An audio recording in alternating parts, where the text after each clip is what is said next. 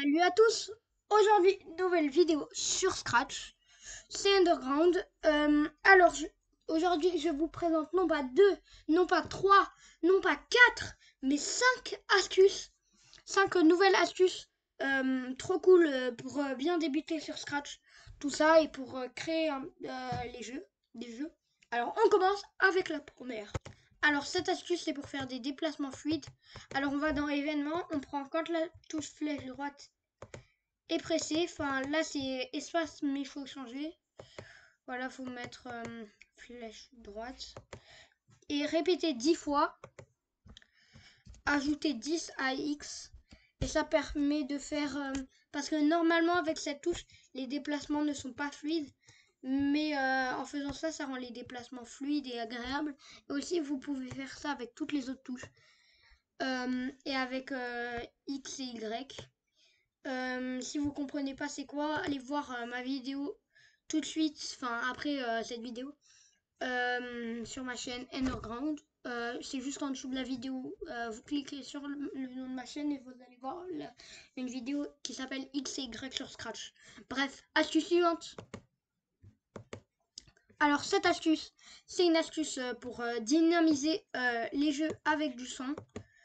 Ça sert à rendre le jeu plus cool, tout ça. Et ça rend un peu agréable. Vous pouvez mettre n'importe quel son directement là dans Scratch. Ou vous pouvez vous-même les enregistrer. Vous pouvez mettre un au hasard ou en apporter un. Moi là j'en ai pris un classique. Voilà. Et quand la touche espace, ça c'est celui de base, ce son. Et quand par exemple pour faire des effets de clic, c'est bien quand la touche espace est pressée, jouer le son pop. Voilà. Astuce suivante. Ok, ça c'est pour changer d'arrière-plan automatiquement. Alors, c'est quand le drapeau vert est cliqué. Répéter indéfiniment, attendre une seconde. Arrière-plan suivant. Là, je crée deux petits arrière-plans. Voilà, je vais dans arrière-plan, voilà. Ou vous pouvez en créer plus, mais voilà. Du coup, voilà, j'ai mes deux arrière-plans. Hop.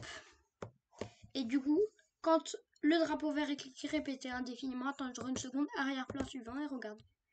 Hop, ça change automatiquement d'arrière-plan. Astuce suivante.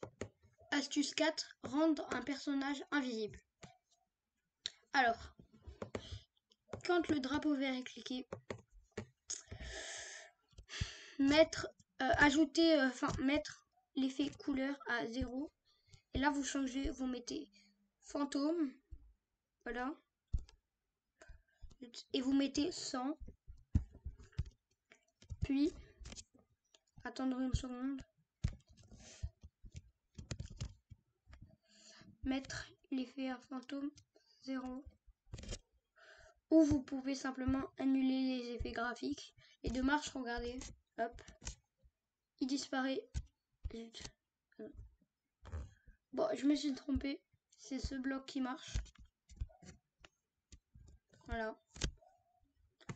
Et donc, voilà. Bref, astuce suivante.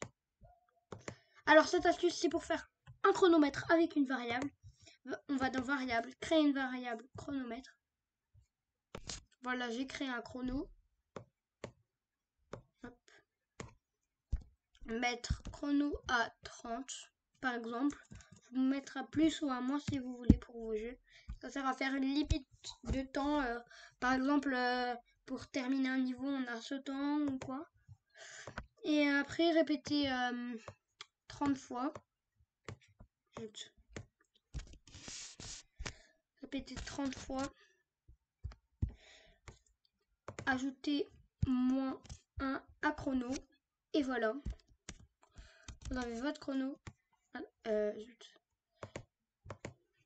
Il y a un petit problème. Ah oui. Et là, attendre une seconde. Et regardez. Voilà. Le chrono s'écoule. Et voilà, vous pouvez changer le temps de limite, tout ça. Pas de limite, d'attente à chaque fois que ça en a un. Par exemple, on peut le diminuer ou l'augmenter, voilà. Pour que ça aille plus vite ou moins vite. Bon.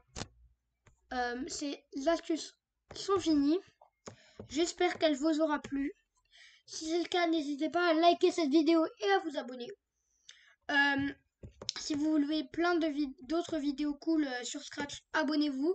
Ça me soutient beaucoup et ça m'aide beaucoup à créer de nouvelles vidéos, tout ça. Et dites-moi en commentaire si jamais vous avez des vidéos que vous voulez que je fasse, tout ça. Et si vous avez des difficultés sur Scratch, dites-le moi, je ferai une vidéo là-dessus. Bref, pour vous expliquer. Bref, c'était Underground. Au revoir.